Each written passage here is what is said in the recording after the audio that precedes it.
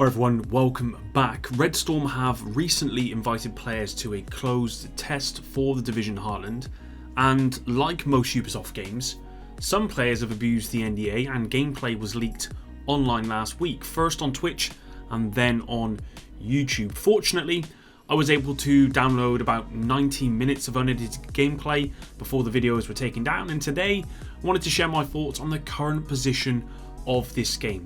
It goes without saying, if you don't want to be spoiled, then please switch away now. Drop a like and subscribe to stay up to date with all my videos, and let's begin. Firstly, if you sign an NDA, I highly recommend that you do not break those terms. Ubisoft have fortunately done very little to prosecute those who have, but other publishers have gone all the way with it, and it's only a matter of time, I fear. This is why, even though I want to participate in all of these tests from a gamer's perspective, as someone who intends to cover Heartland and any Division content, I chose not to participate so that I'm able to make these videos for you guys. Now, in the past, I've almost encouraged people to break terms and send me stuff directly via Twitter in order for me to make videos like this, but on reflection, that is very irresponsible of me, and I highly encourage you to not send me any kind of footage at all. Secondly, sorry about the break. I've been away, I've been busy in real life, but I'm going to be getting back to it, so hopefully you should see frequent uploads from me from here on in. So, if you are interested in Division Heartland, which I assume you am because you're clicking on this video, then you're probably wanting to know the answer to a very simple question, and that is the Division Heartland good, and when is it coming out? Well, what I can say from the footage is it looks to play very similar to the Division 2 in terms of movement, in terms of firing a weapon and that sort of stuff. If you play the Division 2 or any Division game, this is going to feel very familiar, which I think is a really good thing. I'm happy to report that aside from some graphical bugs, the one game mode that I saw looks to be complete. Unfortunately, the footage only showed the one mode, and so I don't know how far along the other modes are, but seeing as this is a closed test and also seeing as this game is due to be coming out before the March of next year, I do think we're not that far away from release, and if I had to guess on a month, then I would probably say February at this point. No reason for that aside from the fact that I think it's finished and it's before March. Now, moving on to the game itself. In terms of how the game looks, it does look really good, although I'm not quite sure it has the fidelity of the Division 2, but that might be where the footage has been compressed. I've seen a couple of videos where it's looked really good, some of it's looked really bad. I think overall it's not going to look as good as Division 2, but it's going to be close.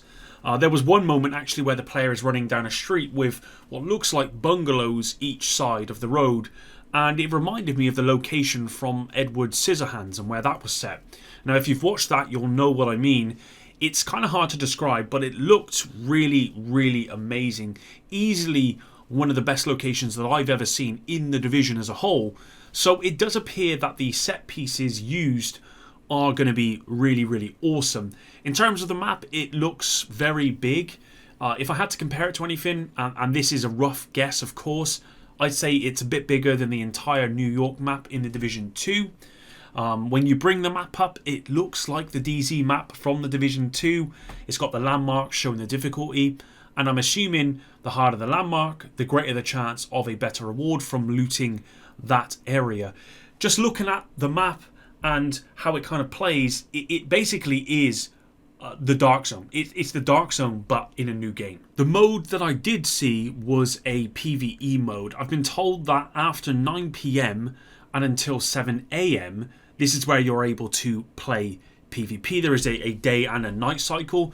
This is also when you have the highest chance of rogues spawning. And just like the Division 2, these can be particularly difficult to take down if you're not equipped properly. So you do kind of get all of the day and all of the afternoon on the map to loot up as best you can for the fight ahead. Regular NPCs, they come in the same ranking system as the Division 2. You got your reds, you got your purples, you got your yellow bars, you've also got named bosses as well. The time to kill was a little hard to judge because from the footage, the player didn't have the best gear, the best weapons and all that sort of stuff. But again, it does appear to be similar to maybe challenging difficulty in the Division 2. It didn't look as difficult as heroic. The player themselves didn't take as much damage as I was expecting to from heroic does in the Division 2, so I would say challenging at this point. As with all of this stuff, this is from observation only, so it could be way different when actually playing the game. If anyone's actually played it, then of course you can let me know in the comments down below. As long as you're not breaking your NDA, of course, let me know how you feel about it, because I'm pretty sure that most NDAs don't cover how you feel, they just don't let you go into specifics. Now, there are a few things that I weren't keen on. The contamination area, or like the floating contamination, as it were. There are multiple contamination clouds. They don't look that great at all, really. I did actually go back and have a quick look before making this video, and they really just look poor to me. They're just like big red lines, and that's about it, really. Now, when you compare that to, say, Battlefield's Battle Royale Fire, or Warzone's Cloud, it just looks really, really bad. And it's it's not game breaking by any means, but when you compare it to the rest of the game and how the rest of the game looks, it kind of spoils the rest of the environment, because you've got this really kind of bad red line showing some kind of border, and it just makes everything else look kind of bad. In terms of cosmetics, there are some pretty wild weapon skins that you can see in the footage that I've seen. Heartland is free to play, so Ubisoft will definitely have microtransactions.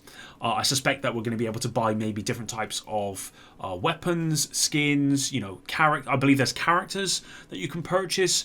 You can certainly unlock characters, I know that for a fact. And there's all sorts of stuff in there, all the usual stuff you expect from any game that has a store.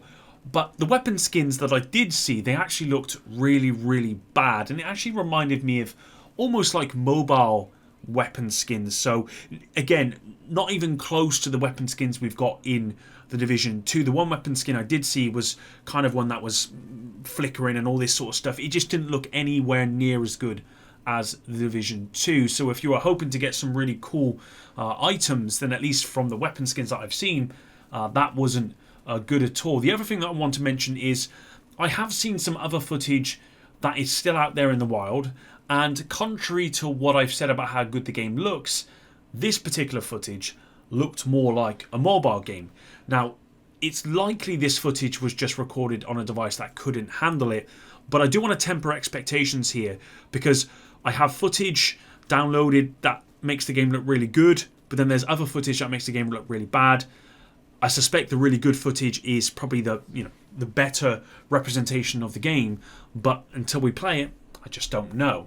Now, I would have hoped to have seen some PvP, but unfortunately, I wasn't able to, which is a real shame, because I think this is probably the biggest reason why people are interested in Heartland. Hopefully, we are going to get to see some PvP soon. Again, I only saw one mode. It was PvE mode. I believe there are meant to be 4 modes in the Division Heartland, although I can't confirm that from the footage. Of course, that came from a well-known leaker about the 4 modes. I think it was Tom Henderson who leaked that. But it would have been nice to see some PvP. I don't even know if the closed test actually tested PvP. I've not heard from anyone. I've not seen anything about that. I would have hoped that it was part of it, because I think PvP is going to be the biggest draw for this game. It's certainly going to be the biggest draw from anyone playing the Division or the Division 2, but we'll have to wait and see. Overall, I'm actually really happy with what I saw, which was a bit of a surprise to me, because I remember the alpha footage. The game looked terrible.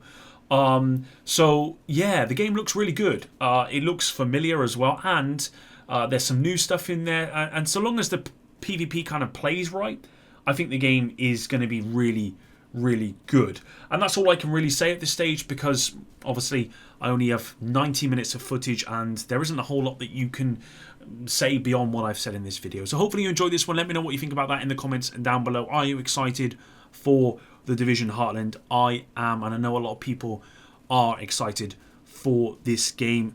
Me in particular, because I really am craving that PvP itch that I had in the Division, the first Division, when I was playing Last Stand pretty much every single day, or Dark Zone or Skirmish, whatever it was. PvP was kind of the thing I did in the Division, but the Division 2 has made me a PvE player, and I wish to go back to my PvP roots.